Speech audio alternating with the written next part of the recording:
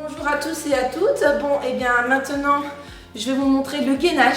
Donc le gainage, c'est la grande mode en été, on fait des challenges gainage et tout ça, c'est bien, je trouve l'idée super. Mais si vous faites mal le gainage, vous allez avoir mal au dos, vous allez avoir mal aux épaules et vous risquez d'avoir mal au coude.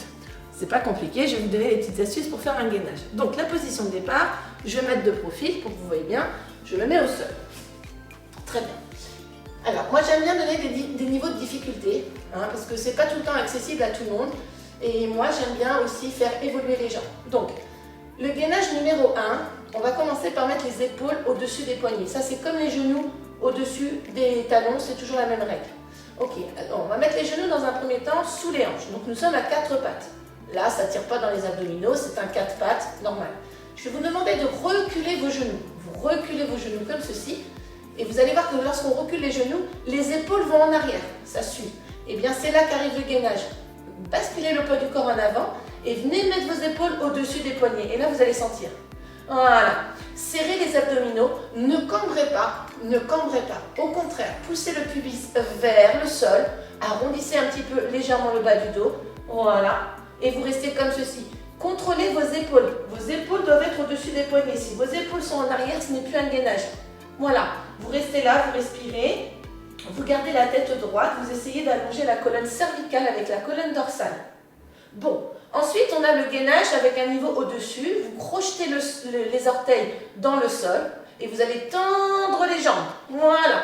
Toujours la même règle. Je mets les épaules au-dessus des poignets. On ne va pas en arrière. On ne monte pas les fesses. Moi, j'ai beaucoup d'élèves qui me font un gainage comme ça. Ça, c'est pas un gainage. Un gainage, le corps, il est parallèle au sol. Voilà. Là, ça tire dans les abdominaux. Encore une fois, on ne cambre pas. Au contraire, vous emmenez le pubis hop, vers le sol. Vous emmenez le coccyx vers les talons pour avoir un dos plat. Ça, c'est un gainage. Ensuite, vous pouvez avoir le gainage sur les coudes. Si vous n'avez pas mal au coude, mais en tout cas pour ceux qui ont mal au coude ou aux épaules, vous pouvez rester comme ça. Lorsqu'on a des tendinites, si les bras sont bien placés, ça ne vous empêche pas de faire un gainage. Par contre, après, vous pouvez baisser vos bras. Donc là, c'est pareil. Lorsqu'on attaque ce niveau-là, les épaules, encore une fois, sont au-dessus des coudes. Voilà. On regarde le sol et on imagine qu'on nous attrape par le sommet du crâne. On a les coudes en dessous des épaules. Les avant-bras sont parallèles. Voilà, et poussez avec les talons vers l'extérieur. Et vous respirez. Lorsque vous avez fini un gainage, tout le temps, vous posez les genoux au sol. Vous ramenez les fesses sur les talons. Si besoin, vous restez un petit peu comme ça pour étendre les lombaires. Et là où j'attire votre attention, s'il vous plaît, ramenez les mains près des genoux. Crochetez le sol avec les orteils. Montez les fessiers vers le plafond. Lâchez la tête.